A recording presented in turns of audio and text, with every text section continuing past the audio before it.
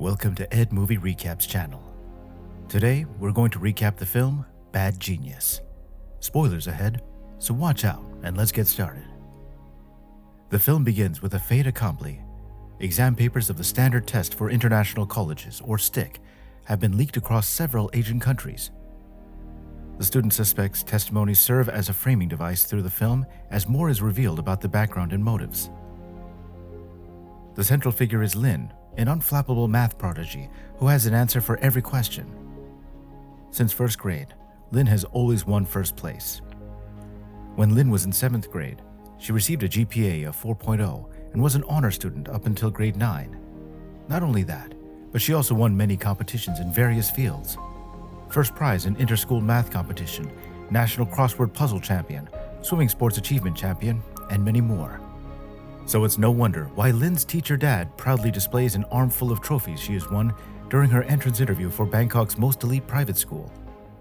However, during the interview, Lynn plays hard to get by rattling off all the expenses of studying like a math formula, which actually worked in her favor as the principal offers her a full scholarship.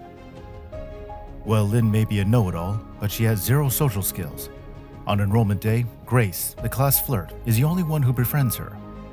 It becomes her one soft spot, so when Grace begs her to help her pass an important test, she can't resist, resulting in a breathtaking stunt improvised with an eraser and a shoe. And as expected, Grace clears the test with an outstanding GPA with the help of Lynn. Grace then introduces Lynn to her boyfriend Pat, the spoiled son of a mogul.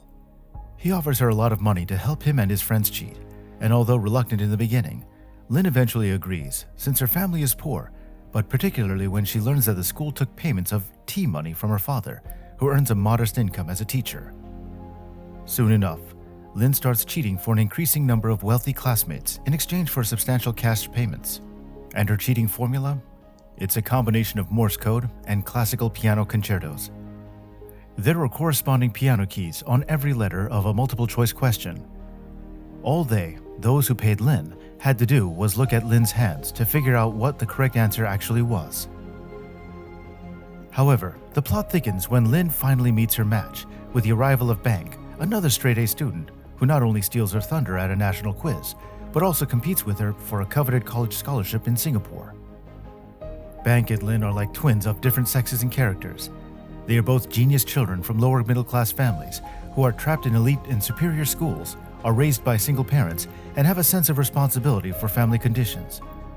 But Bank and Lynn look at this cheating business very differently. Lynn is a very practical person who sees the business as a great side gig. As for Bank, he really holds the principle of not cheating. That became pretty evident when one day Tong, another one of Lynn's clients, asks Bank for a cheat sheet and even offers to pay for it. But unlike Lynn, Bank is not persuaded by the money that Tong offers and leaves. Tong, who was turned down by Bank, enters the exam hall and sits right next to Lynn. With the help of Lynn, everything was going well for Tong and his friends, until Lynn runs into a major obstacle.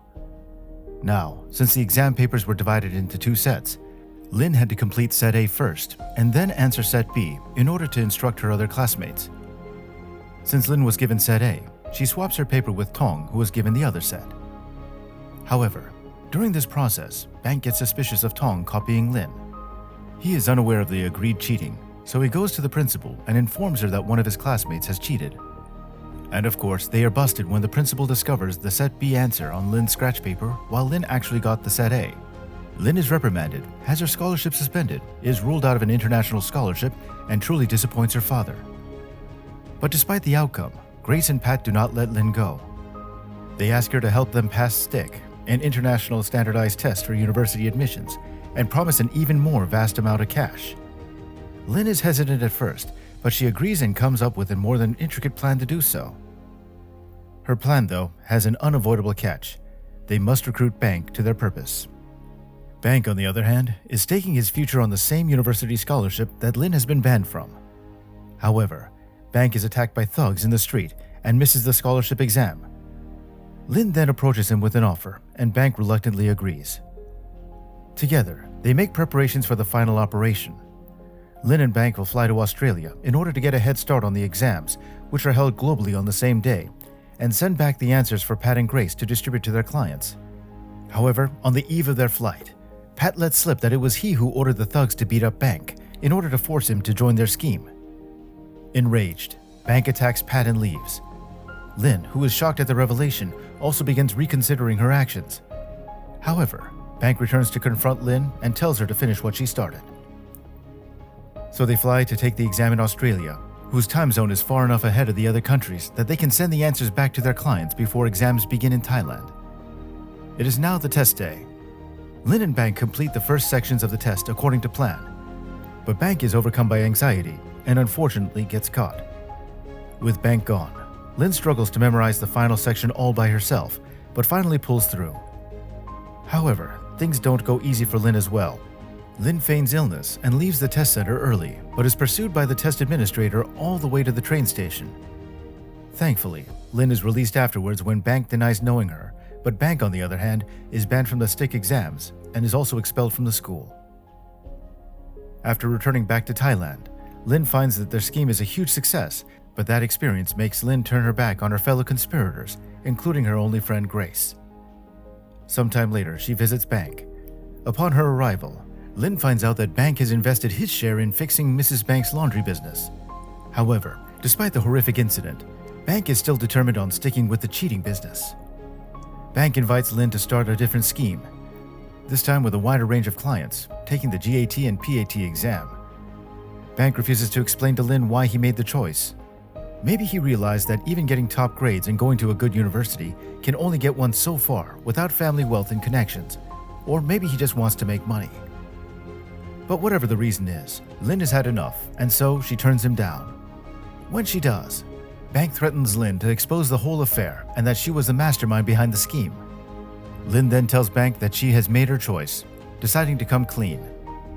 Lynn tearfully confesses to her father, and even though Lynn has lied and disappointed her father several times, he doesn't judge Lynn or stay angry. In fact, Lynn's father comforts her and helps her redeem herself by submitting a formal confession to the stick organization. The movie ends with Lynn going to the staff in charge of the exam and confessing about the cheating. And that's it for today's recap of the movie Bad Genius. Feel free to share your thoughts in the comment section below. Make sure to like and subscribe if you enjoyed the video, and don't forget to turn on notifications. Tell us, which film would you want us to recap next? We'll see you in the next video.